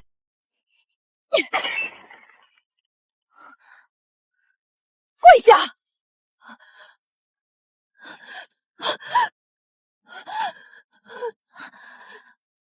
祖母消消气，咱们好不容易回京，不足1个月就闹出这么大的丑事，12条人命，若不解释清楚，草菅人命的罪名落下来，没人能保你。母亲，我真的不知情啊！哼，京兆尹要报朝廷彻查，这事儿就算是靖王府插手，也得脱层皮。大姐姐，若不是你执意告官，事情怎会闹大？你若认下此事，不过是挨30个棍子罢了。不过30棍只是暂时，家属继续上告，我极可能要以命抵命。二妹妹说的倒是轻巧，以命抵命，够了！现在知道着急了，早干嘛去了？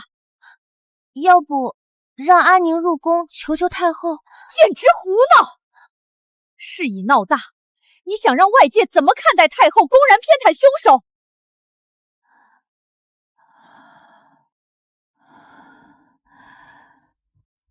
太后留你在宫里做甚？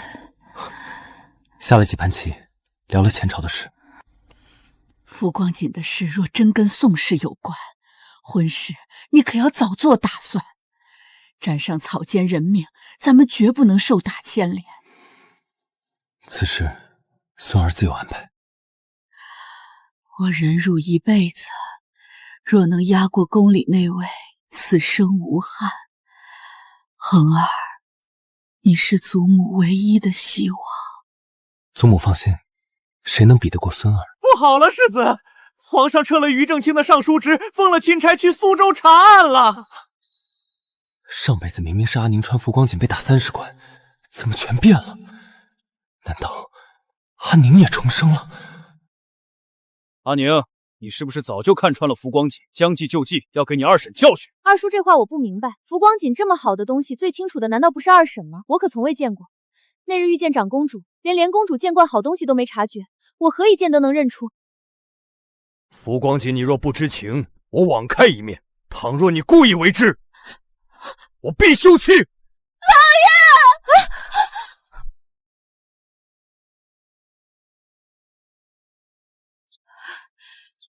阿宁，是祖母不好，竟不知你受了这么多委屈。现在才来心疼，不过是想让我入宫求情罢了。你二婶十有八九是被蒙骗了，倘若她被休，你2个弟弟未来可怎么办？咱们余家一荣俱荣，一损俱损呀！祖母想要我怎么办？钦差已经去了苏州，这件事就算是靖王府也不敢轻易沾身。其实将国公府摘出来也不是没有可能。什么法子？只要让宋家背锅，承认是错买，给足宋家好处，他们会冒险。许什么好处？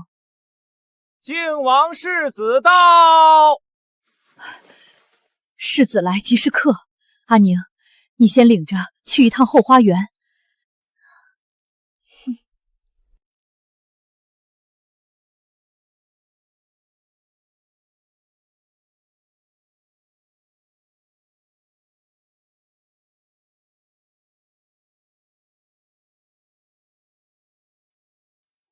夫妻一场，阿宁，我知道你也回来了，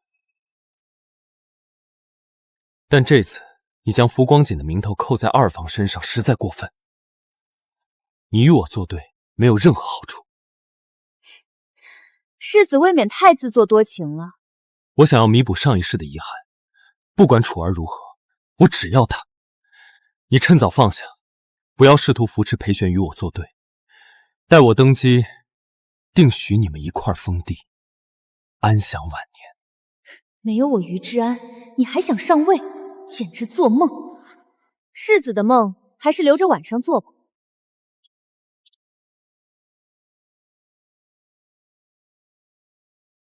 唯一能解决的法子，就是尽快找人给宋家送信，找人背锅，先糊弄钦差。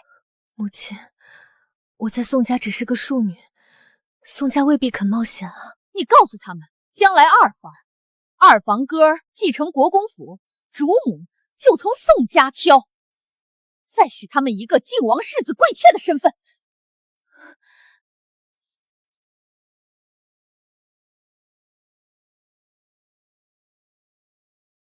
一定要快马加鞭赶到苏州，交给我父亲。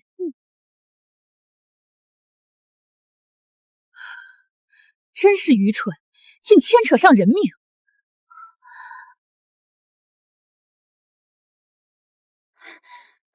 不知羞耻的东西，趁我不注意又来勾搭世子。世子，这就是你精心挑选的人。大姐姐，你有婚约在身，怎能趁人之危？你陷害我母亲出尽风头，安的什么心？楚儿，别说了。既然世子主动找我，为何不跟二妹妹解释清楚？郡主何必激怒楚儿？一个未出阁的姑娘躲在男人身后哭哭啼啼，也不怕丢了我余家的脸。有这闲工夫，不如想想怎么解释浮光愁的事吧。蠢货！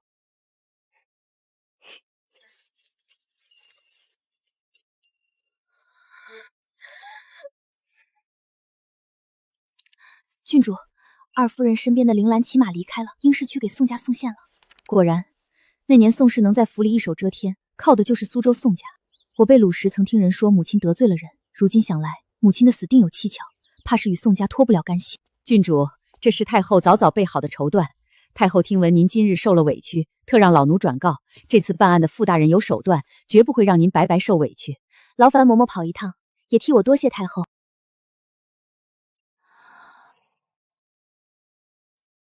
大师，一个人若吃3年补药，身子却日渐消肉，四肢发抖，冬日热夏日冷，这是为何？这是一种名为春日浓的毒药，中毒者症状与常人相反，查不出毒，越补越虚。果然，母亲果真是被人毒害的。你在学医，下个月我带些医书给你瞧瞧。多谢大师。阿宁，刚才我听见了北冥大师要送你医书，你想学医，正好我也想学，咱们可是至亲姐妹，就应该互帮互助。表姐是忘了那日在慈宁宫，舒太妃和靖王妃被罚跪的事了。哪有你说的那么严重？舒太妃好歹是长辈，你这般不懂礼数，得罪靖王府，可想过自己的名声？表姐的意思是，我就算被污蔑，被打30棍，也要为了靖王府的面子隐忍不发。你如今脾气真是越来越大，不知分寸。我都是为了你好。混账！你胡说什么？父亲，阿宁是于家养大的，凭什么要为了你未来婆家受委屈？我平时就是这么教你的吗？父亲，我才是你女儿，你就这么帮他这个外人？外人？真亏你说得出口。来人，将大姑娘带去祠堂罚跪1日。舅舅且慢，舅舅若是因我罚了表姐，只怕他对我怨恨更深。今日不妨把话说清楚，我与表姐本就合不来，日后形同陌路即可，谁也不必招惹谁。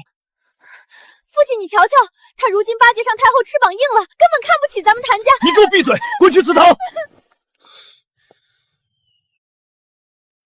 阿宁，你长大了，是不该被束缚。多谢舅舅体谅。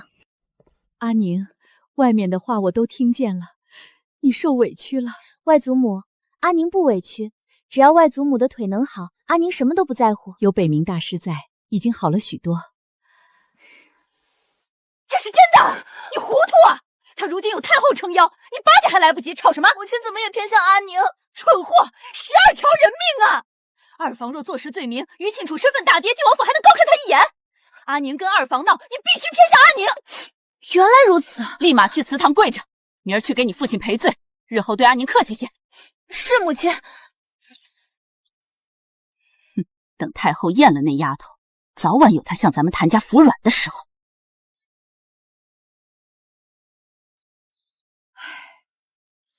你二妹妹积极发出的请帖，如今都被退回来了。阿宁，你以你的名义办场宴会，再把北冥大师请来，正好体现你的孝心。祖母，现在全京城避我们如蛇蝎，我上门只会被撵出来，丢的是国公府的脸，还是等二叔官复原职再办吧。大姐姐，舒太妃突发急症昏厥，太医束手无策，求你去请北冥大师吧。舒太妃亲口说过，不许我踏入靖王府半步。舒难从命。你怎么如此小肚鸡肠？小肚鸡肠？我险些被他杖责30棍。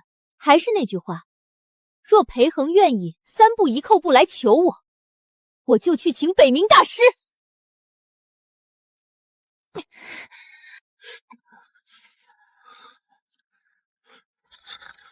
北冥大师呢？大师性子古怪，死活不肯见我。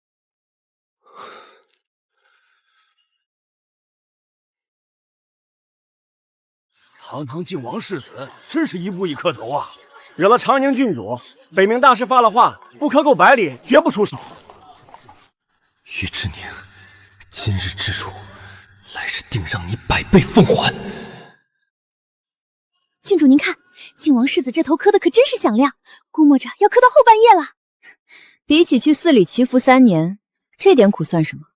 走，去庄子看看东秦找来的标月。这位就是长宁郡主。见过郡主。我可以出钱重振镖局，但我要你们签下3年卖身契，3年期满，归还自由。我签。没郡主的收留，我们可能要流落街头，更别提重振镖局了。镖局是杨大哥的心血，为奸人所害，何尝不是咱们的心血？冬琴，收好。是。郡主，这1个多月我们什么都没做，您还供我们吃住，这银子不能收。一码归一码，手里没有点银子怎么生存？诸位放心，我不会让你们去冒生命危险做缺德事。只有一点，我需要绝对的忠诚，若有违背，绝不轻饶。钟叔，你带几个年轻的去墨山村寻找云家后人云郎，他手里有一本账册，详细记载了一批宝藏的数目，务必找到他，探清消息。郡主放心，属下一定办妥。裴恒，你前世盗取的东西，这辈子我要你连本带利吐出来。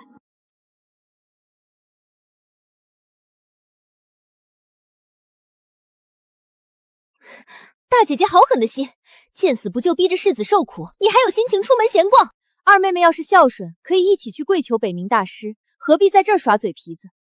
二叔被革职查办，二婶被禁足，你们二房至今还背负着12条绣娘的案子，你不去关心父母，反而心疼起裴世子。我始终相信恶人有恶报，总有一日你会遭反噬的，休要得意。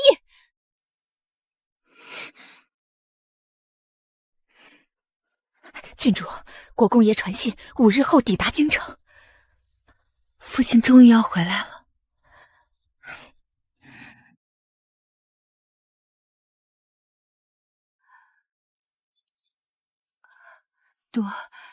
多谢大师相救。不过是看在令孙3步1叩首的份上，勉强破例，告辞。恒哥呢？2条膝盖都磕烂了，额头也破了，连路都走不了，刚去歇下。都怪于之宁这个贱丫头，若不是她，恒哥儿何须受这等大罪？我绝咽不下这口气。父亲，阿宁都长这么大了。这就是阿宁，果然端庄。许彤，快叫姐姐。姐姐好。正南，这是祖母好。大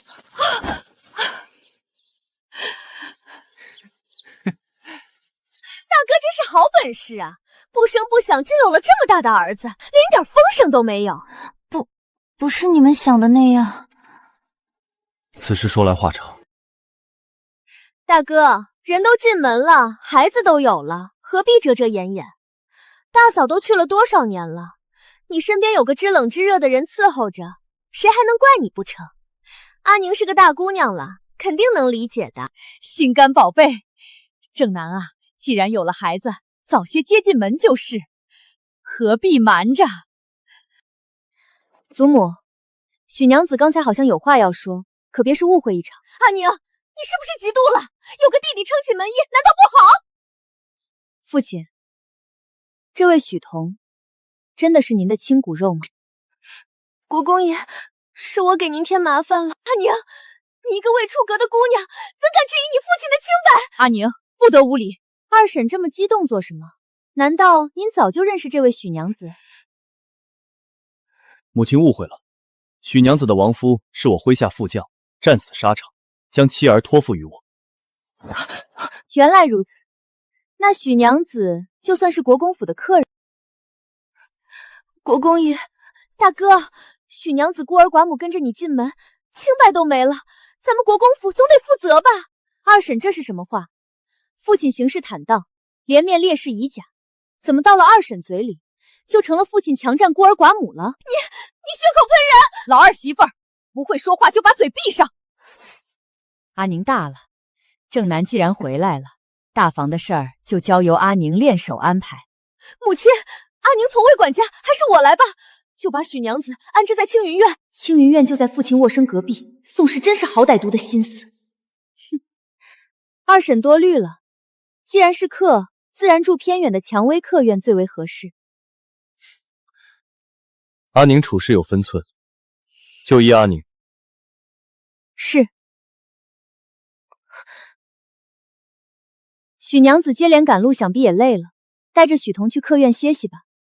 父亲难得回来，祖母必定还有许多话和父亲聊。若是缺什么，就让小丫鬟来找我。派人盯着她，不许靠近父亲半步。奴婢明白。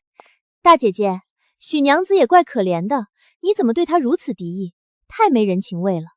二妹妹若是心疼许娘子，我可以将她安排住在芙蓉院。二弟妹，我回京路上听闻，阿宁险些被浮光姐陷害，丢了性命。此事你作何解释？大哥，这都是误会，我对阿宁视如己出啊，怎会害阿宁？此事我也派人去了一趟苏州，跟宋大人打过招呼，务必要将此事彻查清楚，给阿宁一个公道。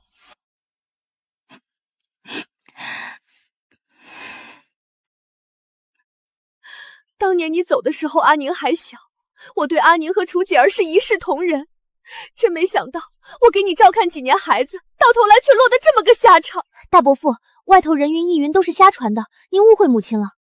阿宁，父亲，祖母对阿宁极好，有祖母庇佑阿宁，阿宁不觉得委屈。您不在的这几年，祖母非常惦记你。正儿啊，你能平安回来就好。这几年没能在母亲膝下尽孝，是儿子不孝。上旨到，宣于国公即刻入宫觐见。臣领旨。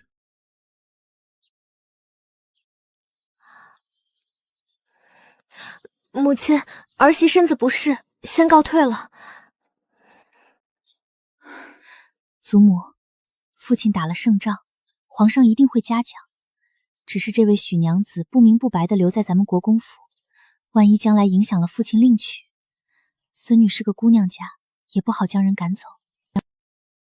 这事儿我心里有分寸了，你一个姑娘家不必插手。是，祖母。郡主，神了，全让您给猜中了。翻出什么浪花了？国公爷刚喝得醉醺醺从宫里回来，脚刚踏进院子，那个许娘子就跟鬼魅一样从草丛里窜出来了。用孩子做借口，可不是嘛？哭爹喊娘说许彤病了，非要拉扯国公爷去他屋里看。国公爷，求您救救童哥。许娘子，奴婢已经引给童哥请了大夫了。国公爷喝醉了，又不会哄孩子，您拉着国公爷去做什么？小姐，您是没看到，许娘子那脸都绿了。狗急都会跳墙，去歇着吧，明日还有一场大戏。是，郡主。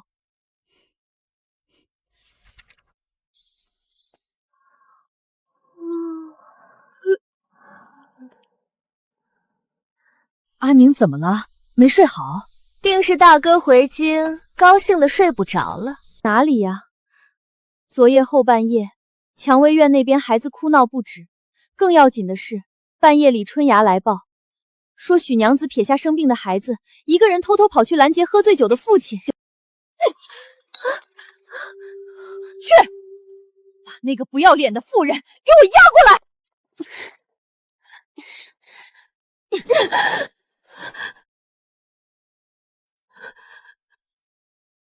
国公府容不下你这等安杂人，收拾包袱，立刻滚出府去！老夫人，我对京城不熟悉，孤儿罗母实在是难以生存啊。孩子还小，换个环境哭闹也是正常的。许娘子柔柔弱弱的，如何照干得了童哥儿？再说，大哥可是答应了要好好照顾他们的。郡主，昨晚上我确实是慌了神，想着出府找大夫，又迷了路。许娘子，奴婢和云深就在您身边伺候。昨日是您趁着奴婢不注意偷偷跑出去的，奴婢劝过您，有任何需要都可以提的，何来迷路一说？你一个丫鬟，怎么敢以下犯上，跟主子这般说话？没规矩！一个借住在府上的客人而已，算什么主子？春芽也没做错，三更半夜有丫鬟不用，非要偷偷跑出来找喝醉酒的国公爷，图谋什么？许娘子不认路，许是迷路了。迷路？许娘子，我不管你存了什么心思，这国公府是容不下你了。你丈夫战死沙场，尸骨未寒，你若是有些骨气，就该和国公爷保持距离。老夫人怎能如此羞辱我？是国公爷要带我回京，许诺安身之所，绝非我有意纠缠。罢了，既然老夫人容不下，我们走就是了。去请大夫，把把许娘子扶去里屋。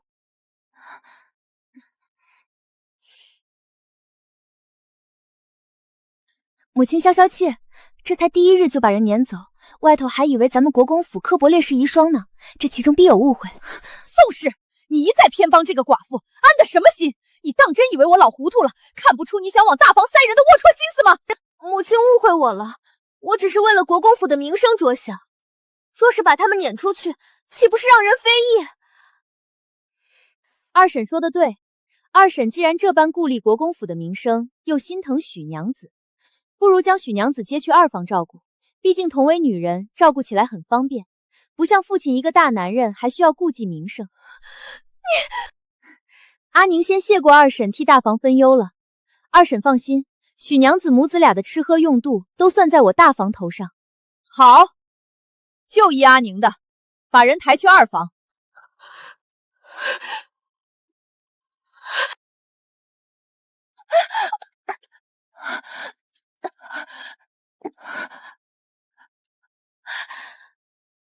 国公爷，我只是想要个栖身之地，别无所求。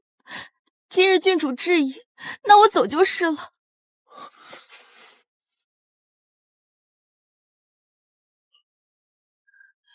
正儿，阿宁并没有做错，是我提议让许娘子带着许彤出去自立门户的。许娘子的丈夫尸骨未寒，孤男寡女，寄住旁人屋檐里，必会招惹非议。正儿，你也不想许彤将来长大被人戳脊梁骨吧？母亲说的是，还是您考虑的周全。许娘子，如此安排是最好，你别多心。我一个手无缚鸡之力的妇人，上哪儿去给童哥找读书先生？国公爷，您这是要逼死我们孤儿寡母啊！大哥，这不是把人往绝路上逼吗？正所谓不怕贼偷，就怕贼惦记。宋氏，你是个妇人，这许娘子就交给你照顾了。若是让我知晓许娘子传出什么流言蜚语，我唯你是问。母亲，我还不退下！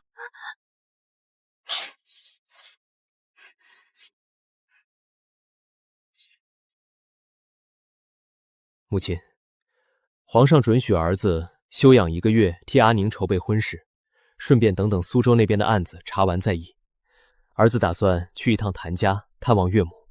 许久不曾去过谭家了，阿宁同为父一块儿去可好？是，父亲。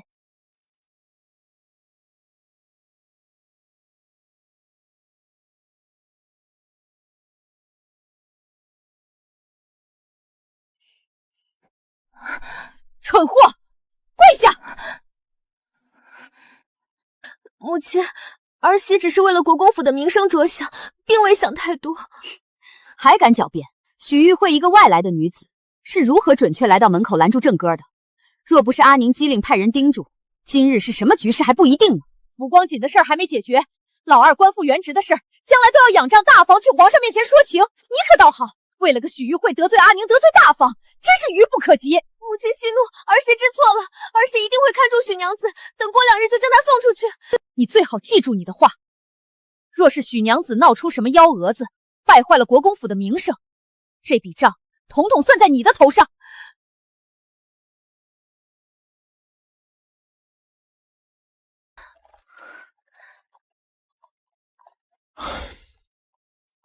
若是为父能早些赶回来，你就不会被逼得抛绣球，选了个名声狼藉的纨绔。父亲，阿宁不怪您。其实景世子除了名声有些难听，并未做过什么出格的事。哼，皇上交了几桩差记给他，我听说他这几日也不在京城，偷偷去了苏州。裴玄去了苏州，竟连一点消息都没透出来，难道是为了浮光锦的案子？国公爷真是潇洒得很，刚入城就高调带了个女子回府，连孩子都会打酱油了。你可有想过家中阿宁过的什么日子？舅舅误会了，那对孤儿寡母是父亲副将临死前的托孤，并非父亲的身边人。祖母已发话，会给许娘子另找安身之处。这是你父亲为了脱身故意解释的吧？舅舅，父亲行事坦荡，绝无隐瞒。若那孩子真是父亲的，以祖母看重子嗣的性子，怎会不接受？千儿，我相信国公爷的人品。国公爷专程来看我这个老婆子，你作为主家，怎能不尽一尽地主之谊？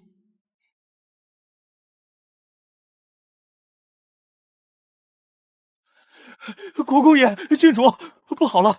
童哥不小心坠入后花园池子，昏迷不醒。大夫来了，却被拦在门外。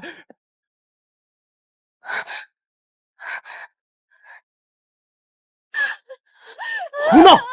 谁也不许碰我的许彤！怎么还不让大夫给孩子瞧病？既然国公府容不下我们孤儿寡母，我们走就是了，何必对这么小一个孩子下此毒手？你胡说什么毒手？有人亲眼看着一个小丫头引走了许彤，趁人不备将她推入水中，分明是有人容不下我们。许娘子，饭可以乱吃，话不可乱讲。大哥，这许娘子带着孩子也不容易，再怎么说，童哥也是无辜的稚子，怎能下如此狠手？三弟妹，你究竟在说什么？大哥还不知道吧？凶手已经捉到了，就是阿宁身边的贴身丫鬟青灵。小丫头趁人不备哄走童哥推下水，事发时就被当场捉住，这会儿正在柴房审问呢。阿宁，你这丫鬟的心肠可真是够歹毒的。阿宁，青灵已经招了，是你因为记恨许娘子得宠，指使她淹死童哥，证此以前，你现在进去是想杀人灭口吗？三婶，童哥生死未卜，你们不想着救人，倒忙着让一个丫鬟话让。国公爷，童哥没气了。于大将军，令爱残害忠良遗孤，证据确凿，这不仅是家事，更是藐视王法。若不给天下将士一个交代，朝廷必降罪于家。大姐姐，你怎能如此糊涂？现在只有你出来的承担，才能保住大伯父和国公府啊！阿宁，念在往日情分，你自裁吧。如此，我能在父皇面前保你父亲一个教女不严的轻罪，不至于满门抄斩。裴恒，你敢逼我女儿？这是你们逼我死，是为了给于庆楚让位；这是你们逼我死，是为了夺我父军权。好，很好。世子一定要我死。是王法要你死。我以血为祭，请父亲入宫，请大师验尸。皇上、太后，于大将军功高盖世，臣本不该多言。可长宁郡主于之宁因一己私欲，竟丧心病狂溺杀烈士遗孤，此等恶行若不严惩，何以安抚三军将士之心？何以保我皇朝纲法？裴恒，你血口喷人！我女儿绝不会做这种事。大将军，青灵已在柴房招供，画押在此。难道这满朝文武都要陪着长宁郡主指鹿为马吗？长宁郡主到，景王世子口口声声说我杀人，若我真想逃罪，昨晚又何必以命设局，血溅蔷薇院，只为求父兄带着尸尸入宫面圣？你自知罪孽深重，不过是苦肉计罢了。裴恒，你这份招供是打出来的，可这死人说的话才是真的。启奏皇上，此子并非溺水而亡，他后头部积水，腹部平整，而是服用了西域禁药归西散。此药能让人3个时辰内气息全无，状若死神。若无解药，3个时辰后便会真死。这定是于之宁为了脱罪，事后给孩子喂的药。世子急什么？大师，请告诉大家，这孩子身上还有什么？孩子左臂有陈年烟头烫伤鞭痕，且体内长期服用慢性毒药，非一日之功。徐玉慧以遗孀之名虐待强子，配合外人演了这一出以命换命的大戏。皇上，这是苏州钦差昨夜送到的急报，裴恒通过宋氏长期操控苏州浮光锦织造，贪墨税银高达300万两。此次为了封口，他不惜与宋氏勾结，利用许玉慧母子残害郡主，更意图诬陷大将军倒戈谋反。裴恒，你所谓的王法，就是你晋王府私设的刑堂吗？裴恒，你还有何话可说？不，这不可能！你们怎么会拿到苏州的账本？你以为你掌控了一切，却不知多行不义必自毙。臣女于之宁状告晋王府欺君罔上谋财害民，意图篡位，死去的12名秀做主为天下公理做主。来人，将逆贼恒打入死牢！晋王府上下查封，交由晋王世子彻查。裴恒，你费尽心机想上的位，终究成了你的断头船。当年晋王府背信弃义，欺我辱我，今日我于之宁在此，正是与晋王府断绝所有瓜葛。于之宁，你这个疯女人！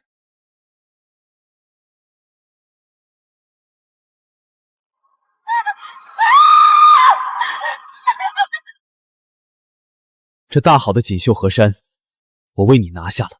往后这皇朝，你若是觉得旧了，我们便换个新的。天下之大，再无裴恒之流，便是真正的海夜和情。